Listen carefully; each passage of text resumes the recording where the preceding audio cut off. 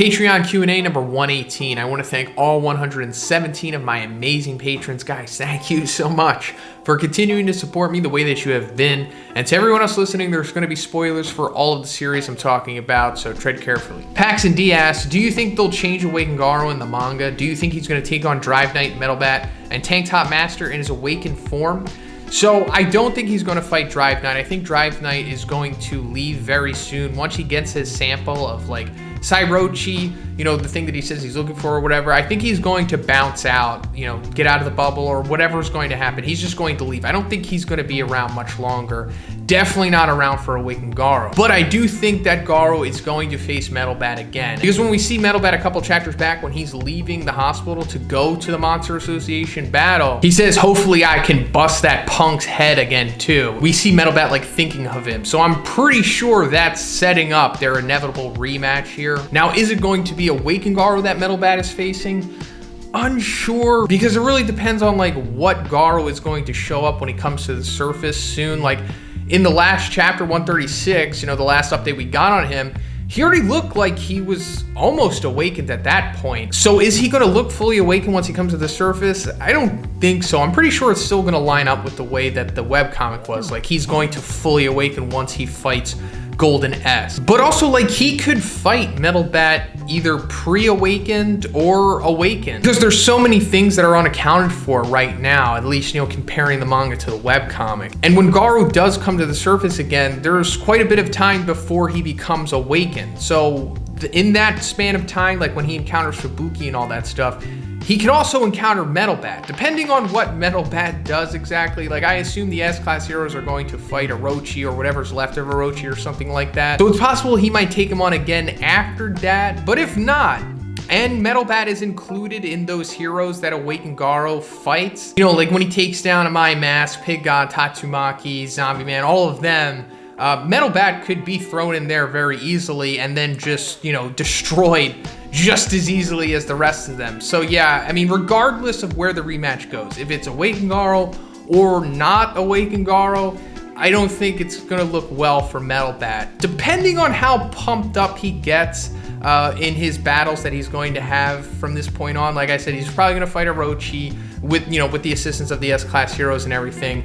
He might fight the Cadres too. I mean, everything is going to change. So that could very well happen. And then like if Metal Bat is like pumped up to like the highest point of power we've ever seen him, then in theory, he could take on pre-Awakened Garou and maybe be somewhat competitive against him. And by competitive, I mean maybe do a little better than he did originally, possibly. And that's because, you know, we're just speculating about how powerful he could be. But if he does face Awakened Garou, he'll be destroyed just like the rest of the S-Class heroes were, but at least it'll be a rematch nonetheless. Azzy asks, I was wondering how you think a fight between Boros and Atomisk from Fooly Cooly would go. So I have seen Fooly Cooly years ago, like, you know, when I was in middle school, probably when it was airing on Toonami, and I rewatched the final battle, I suppose. So like when Takun, I guess, is possessed by Atomisk, you know, in his red form with the double guitar, is that a good representation of Atomisk's power? Because other than that, we don't really see him like in battle. So I guess we're gonna have to take that for what he's capable of. And he does look, at least from a mobility and speed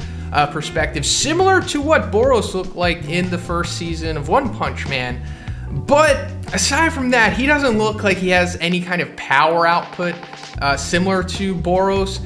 So I'm thinking that Boros would probably defeat him, even in his big bird form. I mean, like, it's hard to say like how strong he truly is, especially compared to Boros.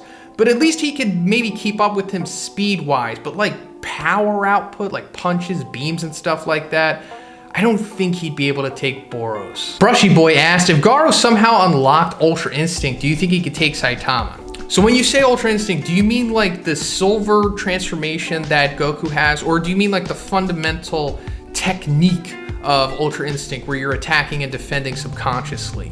So if he had the form of Goku, then in theory, maybe he could, I don't know, maybe come close to defeating Saitama, possibly. I mean, because that level of power is, you know, on the level of gods, if not even above them, God of Destructions. But if you're talking about the fundamental of Ultra Instinct, like the technique of attacking and defending subconsciously, then I still don't think he would defeat Saitama, because after he does the abandonment, he's kind of doing like an Ultra Instinct type thing to Saitama.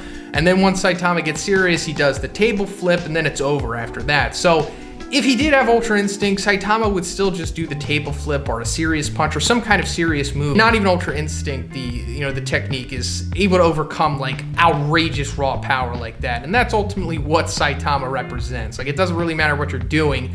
His absolute power is always going to win in the end. And then for your second question, have you ever read Record of Ragnarok? I have. I haven't completed the whole series yet. I know it's still ongoing, but I have read quite a few chapters and like 3 of the fights, and I really do like it. I think it's awesome, and I did see that they're making an anime of it next year. I watched the trailer, and it looks fine to me. I'm looking forward to it, and I will eventually finish the whole series and probably do a review of it. Crazy Iguana asks, do you think Crossfang Dragon Slayer Fist from Prime Bang and Bomb could take out Prime All Might?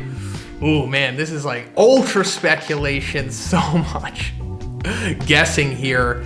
I mean, in theory, maybe they could. I mean, if he's just taking it, like not blocking or defending or something, then I don't know, because like, I mean, it also goes back to the question of like, how strong is Prime Bang and Bomb truly? How strong is Prime All Might truly? I do obviously put Prime All Might on like a pedestal pretty much. I'm like a sucker for him, and I do think he's like absurdly powerful. But I also think Prime Bang was probably pretty strong too. But in my video about him, I thought maybe he wasn't quite on the level of Awakened Garou, and I do think that Prime All Might is minimum around Awakened Garou's level of strength, maybe even like Meteoric Burst Boros, or maybe even above that. I'm gonna go back and take a look at Prime All Might again, but I'm thinking that a Prime Crossfang Dragon Slayer Fist from Bang and Bomb at the minimum would definitely like hurt him, but defeating him, man, hard to say at this point. I'm really unsure. Delamante asks, what if the 10 strongest characters from Demon Slayer in their primes were put in the One Piece universe and worked together on one ship, and they all learned hockey and retained all of their demon arts and sword skill? How far could they get going against the Yonko and the Straw Hats in a gauntlet style tournament? Not very far. While the Demon Slayer, the top 10 characters are pretty strong, they're not weak by any means, they're still not really close to the level of like the Yonkos and the Yonko commanders in One Piece, in my opinion. Like, compare Yoriichi, who is like the strongest in Demon Slayer, and then like Muzan, like their feats, compared to like something that like Big Mom and Kaido have done, there's like really a big gap between them. I mean, even look at Zoro, a fellow swordsman. Like, his greatest feats really surpass the greatest feats of Demon Slayer, in my opinion. So I'm thinking that, yeah, they, even with hockey and all of that stuff, they probably wouldn't make it too far. Dino W asks, who are your top 5 favorite characters in Demon Slayer? So I really like Tomioka. He's probably my favorite. I think he's an interesting, balanced character. Then number 2, Tanjiro. I mean, he's designed to be super likable, and I'm a sucker for it. So yeah, Tanjiro, I like him. Inosuke, number 3. I think he's great. One of the better characters in the series for sure. Number 4, Uzui. I really enjoyed Uzui's time in the series. I like how he starts off as like kind of unlikable and then becomes likable. He's kind of like the Amai Mask of Demon Slayer. And then number 5, Muzan. Really like Muzan. I think he's a very strong villain and consistently stays pretty interesting throughout the entire series. And then for your second question, what do you think the 6th user of One For All's quirk is? So, great question. And now that we have the 4th user's quirk being Spider Sense or Danger Sense, because that was one of my other guesses in my video, I'm assuming that it's going to be something really practical, and depending on, it's not something completely out of left field, something that we really couldn't guess. I think it's maybe going to be like something like regeneration, possibly something like that, because that will help Izuku with the arm troubles that he's having. If it's not like something like that, then like you said, it could be something where he manipulates objects, something like what his mom has, but even better. Or it could be some kind of like telepathy where he can either communicate with people through their minds, or he can read people's minds, or something in that wheelhouse maybe. Gardenshed asks, I reckon the only league members are going to be left are Shigaraki, Spinner, and Toga. Where do you think their development may go? So I think Dabi's probably going to be included in there too. I don't think he was captured or he's going to be down for the count. I think he's going to be good to go because Shoto needs that final battle. But as for Shigaraki, Spinner, and Toga, I think they're all going to further progress. They're all going to stay closer together. Spinner is the one who needs the most development here. But as for fleshing out the League of Villains, I think they're going to go to Tartarus And then they're going to get maybe the Vanguard Action Squad back. At least Moonfish, Horikoshi said he might be coming back recently in the Jump Festa interview that he had. And then Overhaul might join the League of Villains as well. Aside from that, I'm really unsure now because Horikoshi also said that the series is going to be ending soon. So there's only so much that could happen. I'm going to make a video talking about that, but I'm really confused right now as to where they're headed. Goliath Xanatos asked, what are your top 10 signature attacks from One Punch Man? So I assume you're asking like, what are my favorite ones? I was thinking about it, and there's honestly really not that many like signature attacks that are named. I'm assuming that's what you're talking about. But my list is like number 1, Serious Punch. I mean, it's iconic. I love it so much. I know it's standard. It's just a hard punch from Saitama, but just the impact of it, both, you know, figuratively and literally, is just amazing. Number 2, I really like the Godslayer instant attack. We haven't seen it in the manga yet, but I'm sure it's going to be incredible once Murata gets his hands on it.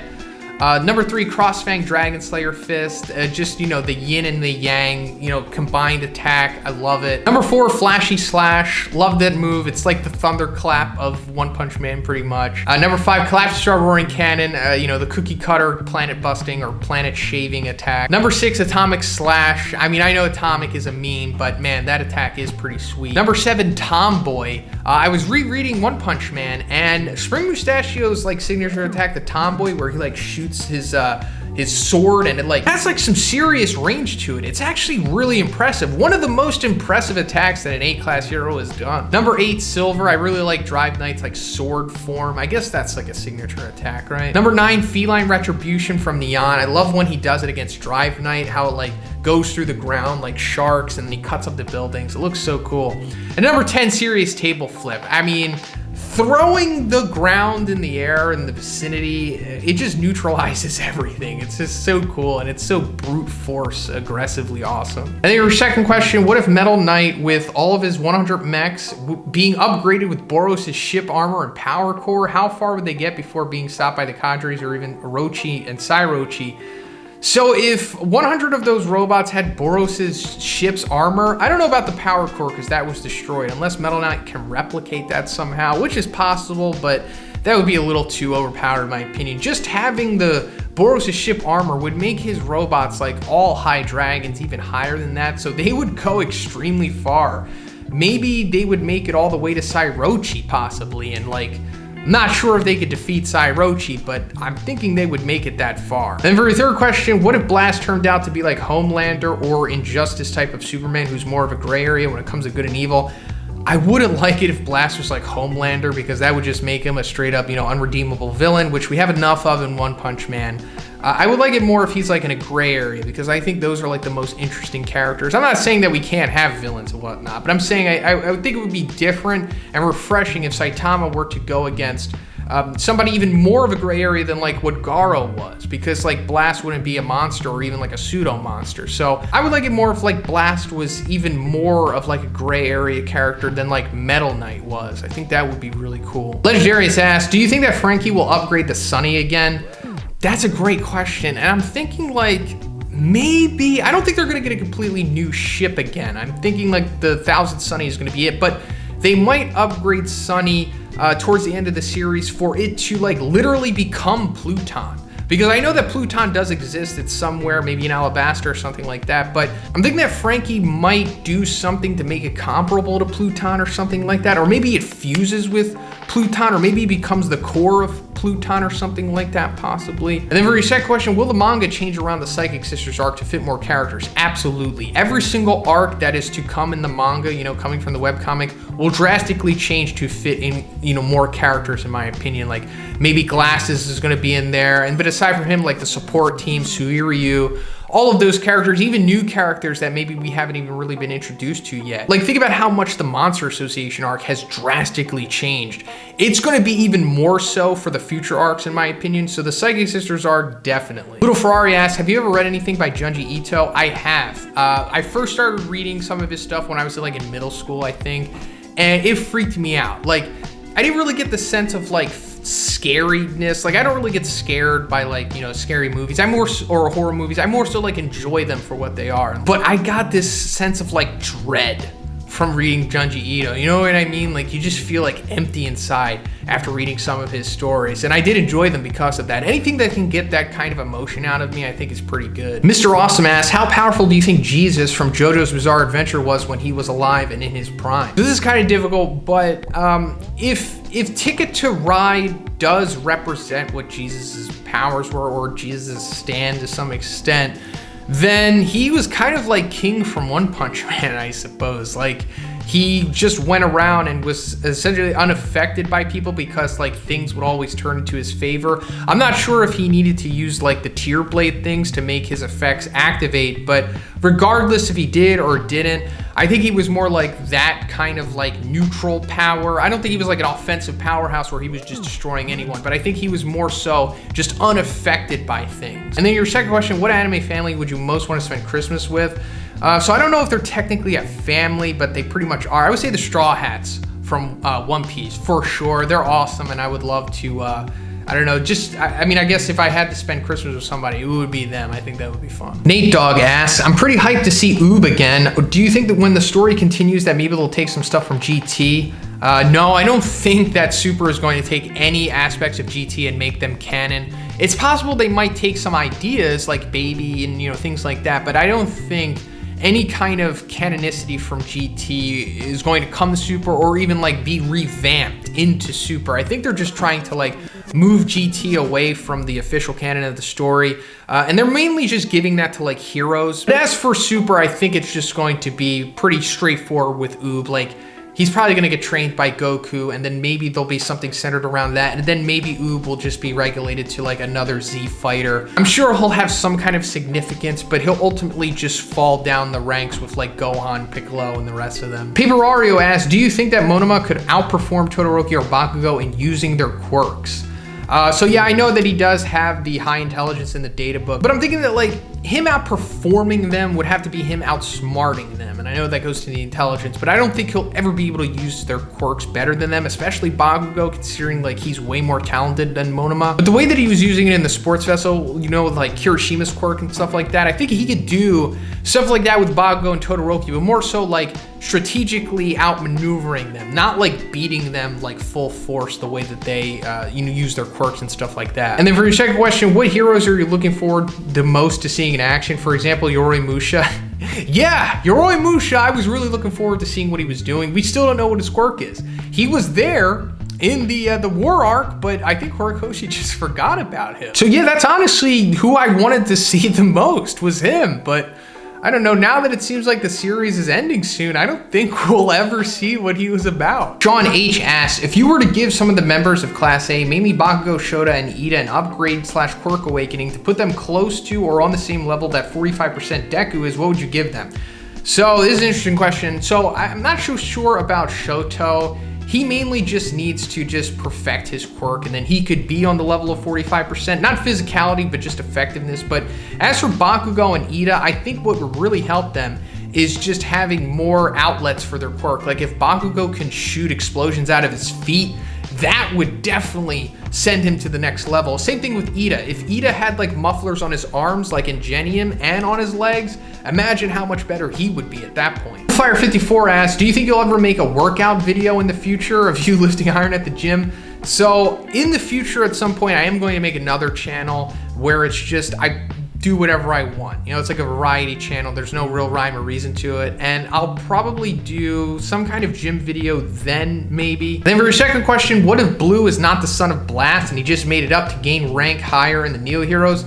You know what? It is a possibility that that is true, because I forget exactly who says it, but there's like this line of dialogue in one of the recent chapters of the webcomic when somebody says like, and then he claims to be the son of Blast. And I thought that was interesting, because also there is no proof that, at least yet, there's no proof that Blue is truly the son of Blast. I mean, he does have some kind of energy manipulation abilities to some extent, but like you said, maybe it does come from the suit, and it's possible that maybe blue is just a construct of the organization, maybe. I mean, that's possible as well. Honestly, I can't really disprove it right now because we just don't have enough information. That's pretty much it for the video today, guys. Once again, I want to thank all 117 of my amazing patrons. If you would like to be in next week's Q&A, simply check out the Patreon. The $5 tier will give you access to this video. And if you haven't already, please subscribe as well. Have a great day. I'll see you in the next one.